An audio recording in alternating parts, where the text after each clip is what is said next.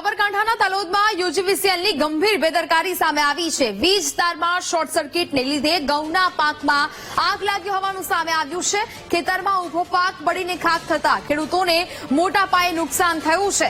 Fire વિભાગની ટીમે આગ પર કાબુ મેળવ્યો છે।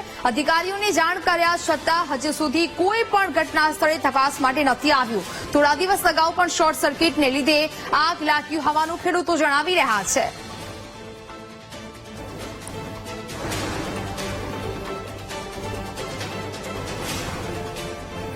માં 8 થી 10 વખત વારંવાર રજૂઆત કરવા છતાં કોઈ પણ કમ્પ્લેનનું સોલ્વ થતી નહીં। લાપરવાહીના લીધે આજે 1.5 થી 2 વીઘા ઘઉં એકદમ સળગી ગયા, પણ આજ સુધી 1.5-2 કલાક થયા પણ હજુ સુધી કોઈ જીબીનો કોઈ અધિકારી આવવા તૈયાર નથી।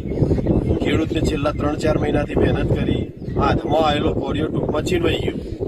આવી લાપરવાહી તો આ ગામમાં લગભગ 10 થી 15 જગ્યાએ આ રીતના તાર લબડેલા જ રહેશે અને આ રીતના ઘઉં ભરવાની શક્યતા આવશે। જે તે પણ જવાબદારી રહેશે એ જી બોર્ડની।